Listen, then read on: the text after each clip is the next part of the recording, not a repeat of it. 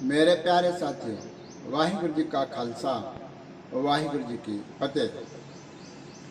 कल 30 तारीख समुच्चे जगत में धन धन साहेब श्री गुरु अर्जन देव जी महाराज, शहीदों के सरताज, शांति के मुजस्मे, बाणी के बोहिद साहिबों की पावन शहीदी दिहाड़ा पूरे सिख जगत में बड़े श्रद्धा और उत्साह से मनाया गया।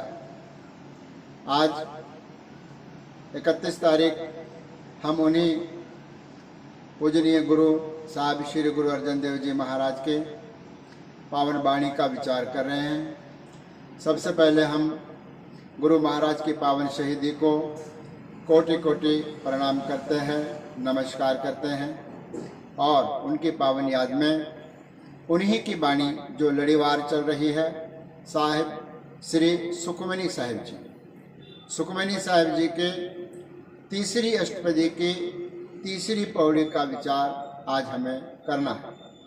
आओ हम सीधे बाणी से जुड़े। गुरु महाराज कहते हैं, मन कामना तीर्थ देह छुटाए।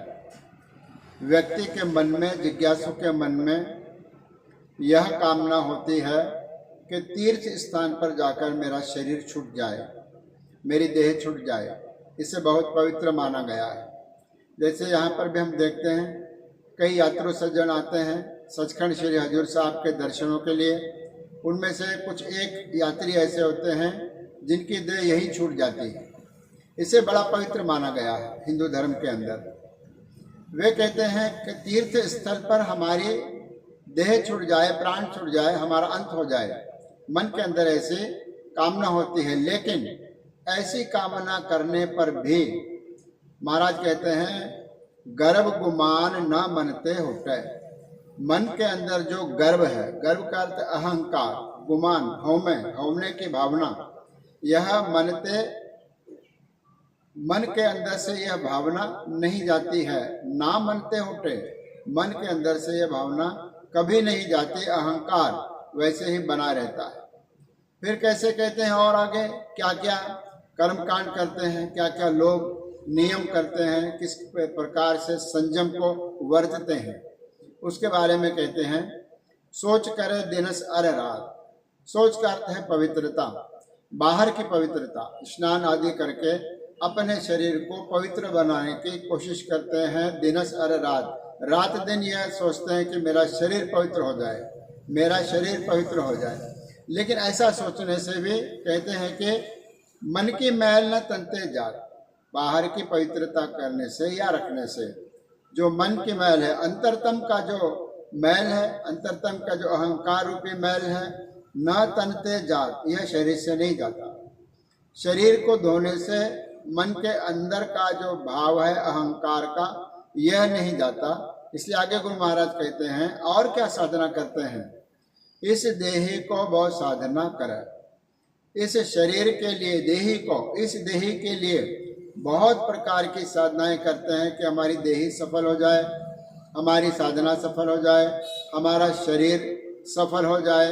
लेकिन इसका भी परिणाम क्या होता है, मनते कबू न बिखिया टर। मन से वो विषय विकारों की बिखिया करते हैं जहर।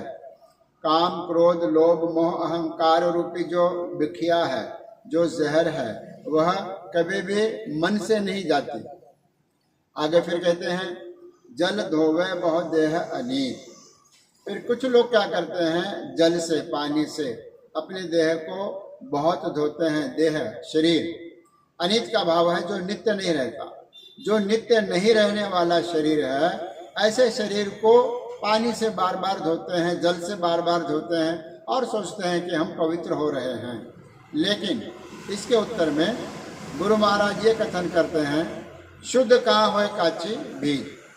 वो काची भीत का अर्थ है ये शरीर, ये भीत का अर्थ है दीवार। शरीर को कच्ची भीत यानी बिल्कुल एक गिरने वाली दीवार की उपमा दी गई। काची भीत, कच्ची दीवार।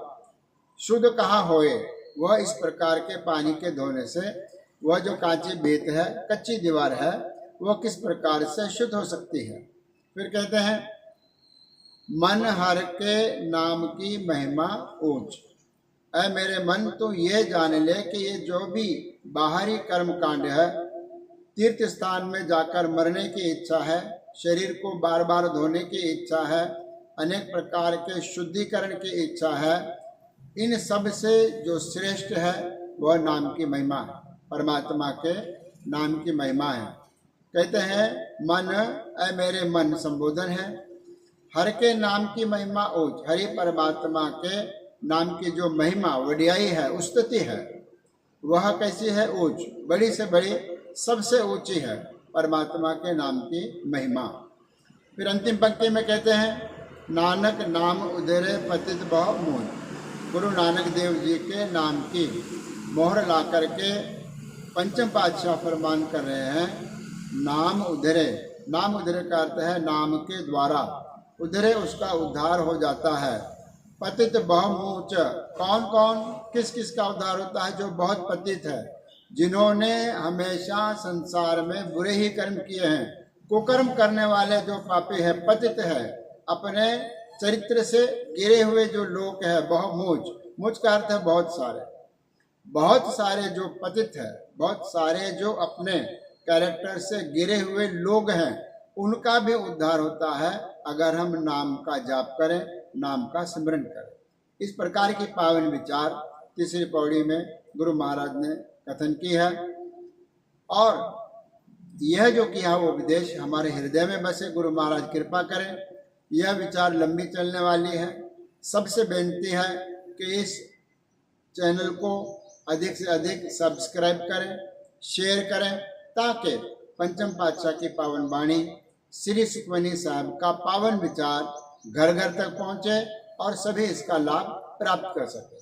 आज इतना ही। धन्यवाद। गुरु राखा।